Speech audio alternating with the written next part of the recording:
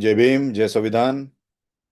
Me Rahul Gaikwad, secretary international outreach and engagements from Vanchit Bahujan Aghadi Maharashtra. हो, मी असंच म्हणेल की SC ST सब क्लासिफिकेशन हा RSSद्वारे समाजात सोडलेला एक अराजक किडा आहे.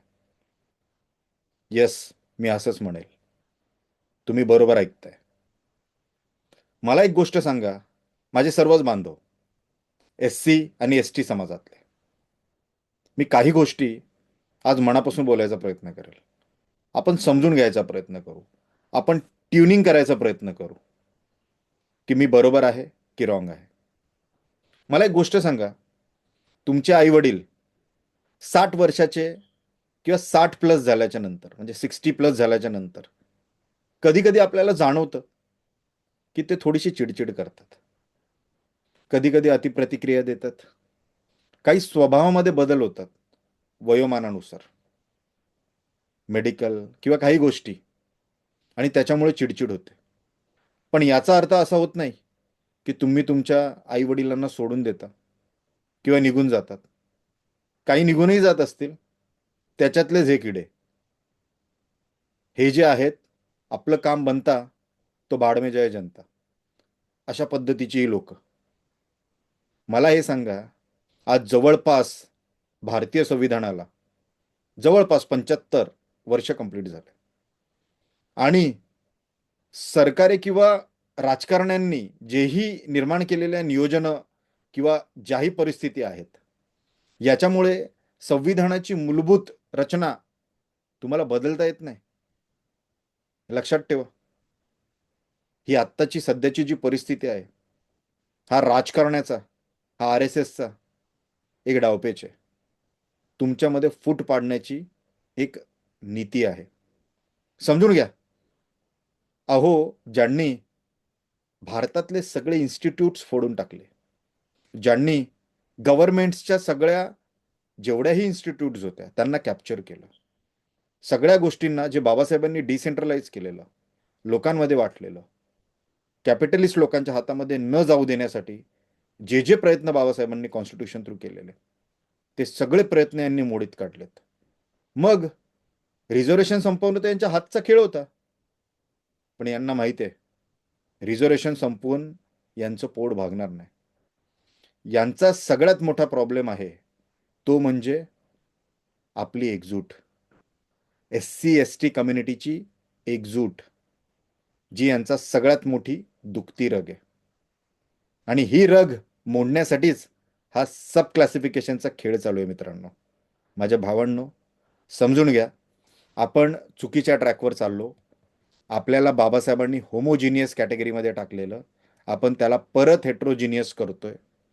संविधानातल्या काही बाबींवर डेफिनेटली चर्चा होऊ शकते, सुधारणा होऊ शकते, पण त्याचा पाया आणि त्याची मूलभूत तत्वे जे तुम्हाला होमोजिनियस कॅटेगरीमध्ये नमूद करतात, ती अबाधितच राहिली पाहिजे. जर आपण बाबासाहेबांचा स्टेट्स अँड मायनॉरिटीज व्यवस्थित वाचला, ज्याच्यामध्ये बाबासाहेबांनी एक संकल्पना मांडलेली, म्हणजे हे कॉन्स्टिट्यूशनच्या पूर्वी दिलेलं एक प्री मसुदा होता, ज्याच्यामध्ये Babasaheb united state of India याची एक संकल्पना मांडतात. त्याच्यामध्ये बाबासाहेब म्हणतात की युनायटेड स्टेट्स ऑफ इंडिया म्हणजेच the union so formed shall be इनडिझॉलेबल, म्हणजे ही कधीच विघटित होऊ शकत नाही. म्हणजे त्यावेळचे प्रांत आणि जेही संस्थानं होते, ते एकत्र येऊन एक संघराज्य बनवतील, ज्याचं कधीच विघटन होऊ शकणार नाही. कोणतेही स्टेट्स वेगळे होऊ शकणार नाहीत. तसंच SC आणि ST ह्या कम्युनिटीजला हेट्रोजिनियसमधून बाबासाहेबांनी होमोजिनियसमध्ये आणलेलं. यांचं सर्वात मोठं दुखणं तेच आहे की आपण वेगळे होत नाही, आपल्यामध्ये फूट पडत नाही. शाहू फुले आंबेडकर या फॉर्म्युल्याला हे लोक तोडू शकत नाहीत. आणि यांना हे तोडण्यासाठी फक्त एकच उपाय आहे, तो म्हणजे आपल्यामध्ये फोडा आणि राजकारण करा. अरे, बाकीच्या कोणत्याच पक्षातली लोक सब क्लासिफिकेशनच्या मुद्द्यावर एकही चुप्पी तोडत नाहीयेत. जे महाराष्ट्राच्या वार्ता करतात, त्या महाराष्ट्राच्या वार्ता करणाऱ्या सो कॉल्ड मराठी पक्षांनी याच्यावर काही स्टेटमेंट मारलेली नाहीये. मी असं म्हणेल की SC ST togetherness, the backbone of the marginalise social order and national economy. कारण आपण समजून घ्या की आपण असं म्हणतोय की एका समाजाला याचा बेनिफिट झाला. मी आज तुमचे सगळे डाऊट्स दूर करायचा प्रयत्न करेल. मला सांगा, how many international federations, associations, organisations are led by the members of the Buddhist? चमार, मांग आहे, मातंग आहे, किंवा माझे सगळे बांधव SC ST कम्युनिटीचे. मला सांगा, how many international federations we have? आहे का उत्तर तुमच्याकडे? How many individuals from the Buddhist, Chambhar, Mang, Matang किंवा SC ST कम्युनिटीमधले सगळ्या जेवढ्याही जाती प्रजाती यांच्यामधले किती लोक बॉलिवूड आणि एंटरटेनमेंट इंडस्ट्रीजमध्ये टॉप लेवलवर काम करतात? आहे का कोण? किती लोक क्रिकेटर्स आहेत? येते का मनामध्ये कोणते शब्द येत आहेत का तुमच्याकडे? फुटबॉलर्स किती आहेत? टेनिस प्लेयर्स किती आहेत? हॉकी प्लेयर्स किती आहेत? बिझनेस मन्स किती आहेत? आंतरप्रिनर्स किती आहेत? अब्रॉडमध्ये किती आहेत? भारतामध्ये किती आहेत? How many members of this communities are owning homes in abroad? किती लोकांकडे अब्रॉडमध्ये घरं आहेत? किती लोकांकडे आहेत? मला याचा आकडा कोण देऊ शकतो का? भारतामध्ये किती आहेत याचा आकडा कोण देऊ शकतं का? किती लँड SC समाजाच्या नावावर आहे आणि किती ST समाजाच्या नावावर आहे? जी लँडचा 70% पार्ट हा हाडकी हडोळ्यामध्ये आज पण. मला सांगा, किती लोक, किती मोठी मोठी पोझिशन्स जशा डायरेक्टर्स आहे, जनरल मॅनेजर्स, व्हाईस प्रेसिडेंट, CEOज, CFOज, CMOज या पोझिशन्सवर या बुद्धिस्ट, चमार, मांग, मातंग या समाजाची लोक, तसेच सगळ्या जाती प्रजातींचे लोक SC ST मधला किती लोक आहेत? मला याचं उत्तर कोणी देईल का? मल्टीनॅशनल कंपनीजमध्ये, कॉर्पोरेशन्समध्ये, ग्लोबल ऑर्गनायझेशन्समध्ये किती लोक काम करतात याचं मला कोण उत्तर देईल का? आता तुम्ही म्हणताल की थोडीफार लोक काम करतायत, दिसतायत, पण मला असं वाटतं थोडीफार का नाही. बाबासाहेबांनी सांगितलेलं की आमचा हक्क आम्हाला समान भेटला पाहिजे, इक्वल भेटला पाहिजे. आपण जर सेन्सस पाहिला 1951चा, ज्याच्यामध्ये बुद्धिस्ट पॉप्युलेशन, सगळे असंच म्हणतायत ना की Buddhist Mahar, so called Mahar, हे लोक वरती निघून गेले, यांचं भलं झालं, बाकीच्या जातींचं भलं नाही झालं, म्हणून तुमच्यामध्ये सब क्लासिफिकेशन करायला पाहिजे. अरे घरामध्ये 4-5 भाऊ असतात, त्याच्यामधला एक वरती निघून जातो, एक खाली राहतो. याचा अर्थ भावाभावांमधलं प्रेम कमी होत नाही मित्रांनो. आपल्याला समजून घ्यायला लागेल. इंडियाचं पॉप्युलेशन 1951 मध्ये जवळपास 36.1, म्हणजे एक जवळपास 36 करोड एवढं होतं. आणि तेव्हा बुद्धिस्ट पॉप्युलेशन जवळपास 1.8 to 2.7 लॅक्स होती. जवळपास पॉप्युलेशनची 0.05 to 0.06%. त्याच्यानंतर 56 मध्ये आपण दीक्षा घेतो, बुद्धिझम स्वीकारतो. त्यानंतर 1961चा जो सेन्सस आहे, म्हणजे 1961 मध्ये झालेला जो सेन्सस आहे, त्याच्यामध्ये पॉप्युलेशन जवळपास 43.9 करोड होते, म्हणजे जवळपास 44 करोड. आणि तेव्हा जो बुद्धिझम स्वीकारलेला किंवा बुद्धिस्ट कन्वर्ट झालेला यांचा आकडा होता 32.5 लाख एवढा आकडा होता, जो की पॉप्युलेशनच्या 0.74% होता. ही परिस्थिती मी तुम्हाला 1961ची सांगतोय. 1961च्या नंतर 2011 मधला जो शेवटचा सेन्सस झाला, त्याच्यामध्ये भारताची पॉप्युलेशन ही 121 करोड एवढी पॉप्युलेशन भारताची झाली होती. 121 करोड ही पॉप्युलेशन भारताची होती.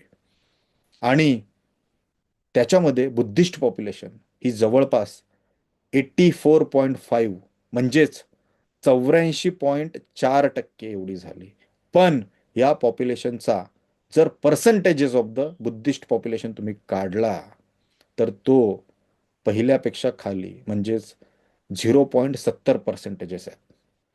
मला सांगा, कोणत्या अँगलने, कोणत्या अनुषंगाने बुद्धिस्ट समाज हा एकला वरती निघून गेलाय बरं? कसा पुढे गेला? हा एकटाच समाज कसा पुढे गेलाय? जर पॉप्युलेशनच्या अनुपातामध्ये आजही बुद्धिस्ट पॉप्युलेशन हे ऑल ओव्हर जे पॉप्युलेशन आहे भारताचं त्याच्या अनुपातामध्ये फक्त 0.70% आहे आजच, म्हणजे 0.7%. मग बुद्धिस्ट पॉप्युलेशन कसं पुढे गेलं मला सांगा ना. पॉप्युलेशनच्या अनुपातामध्ये जर हा समाज वाढला असता, हा समाज मोठा झाला असता, याची संख्या वाढली असती, ह्याची एक रेस वाढली असती, किंवा लोक बुद्धिझममध्ये कन्वर्ट झाले असते, तर आपण एखाद्या वेळेस मानू शकतो. पण तेव्हाही पॉप्युलेशन अनुपात तोच होता, आजही तोच आहे. 2026चा एस्टिमेटेड जरी पाहिला तुम्ही, त्या हिशोबाने जरी तुम्ही पाहिलं, तरी पण आजही पॉप्युलेशन जी आहे भारताची ती जवळपास 147 करोड एवढी आहे. आणि बुद्धिस्ट पॉप्युलेशन जी आहे ती जवळपास 1 करोडच्या रेंजमध्ये आहे.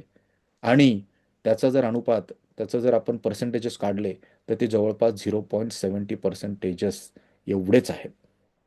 मग मला सांगा मित्रांनो, की कशा प्रकारे आणि कशा पद्धतीने आपण सध्याच्या स्थितीला बुद्धिस्ट किंवा महार या एका टार्गेटेड समूहाला, जो RSS द्वारे अराजकता माजवून जे जे एक षडयंत्र करायचा प्रयत्न केलाय आणि एक आपल्यामध्ये एक फूट आणि एक अराजकता निर्माण करायचा प्रयत्न केलाय, ठीक आहे, अशा कोणत्या गोष्टी झाल्यात, अशा कोणत्या गोष्टी आहेत ज्याचा आपल्याला फरक पडतोय, ज्याचा आपल्यावर परिणाम होतोय.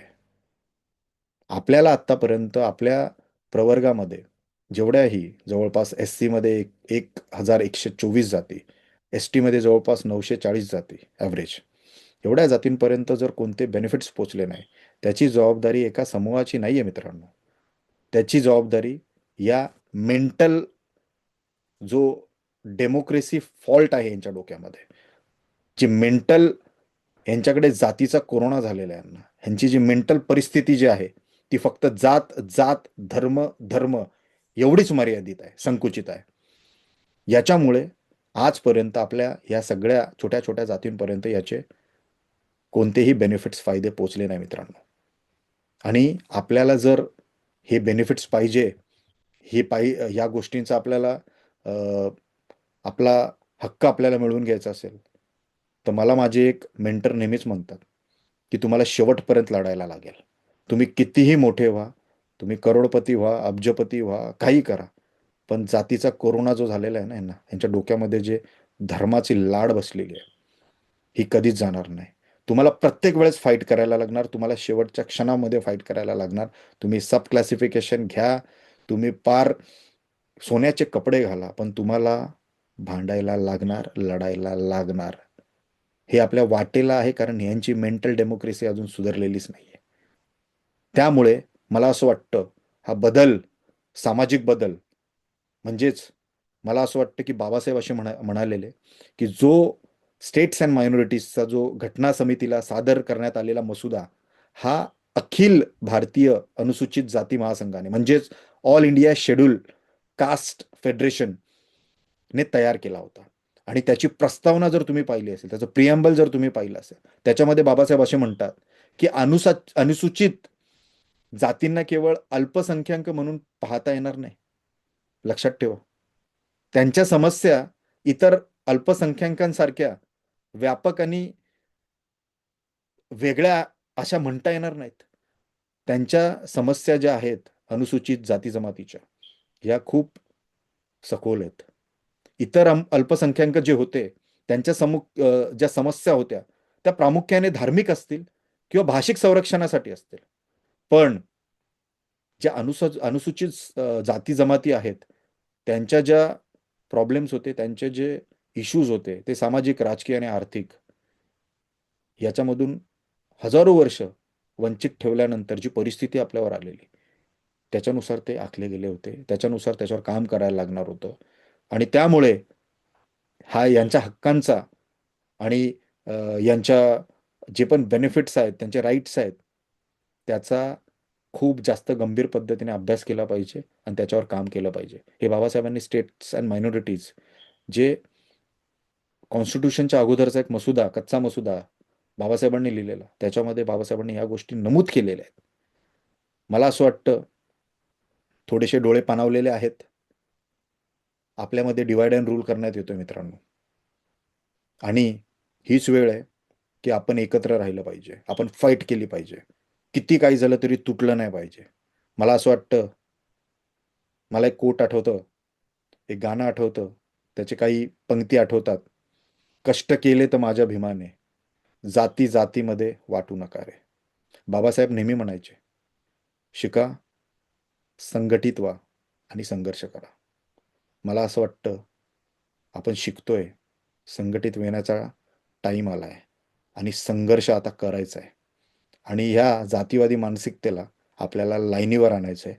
आणि त्याचा उत्तम उपाय म्हणजे आपल्याला एकत्रित लढायचं आहे. वेगळे वेगळे लढलो तर आपण तुटून जाऊ. वेगळे वेगळे आपण पडलो तर आपल्याला हे लोक तोडून टाकतील. काठीचा गुच्छा जेवढा एकत्र तेवढाच तो सक्सेस होणार. तो जर वेगळा वेगळा झाला तर आपण मोडून जाऊ, तुटून जाऊ. मला एवढंच म्हणायचं आहे. आणि मी अपेक्षा करतो की माझे काही शब्द तुम्हाला लागतील सुद्धा, पण हे तितकंच तत्पर खरं आहे आणि आपल्याला शेवटपर्यंत संघर्ष करायला लागणार आहे. हे पण तेवढंच खरं आहे. जय भीम, जय संविधान.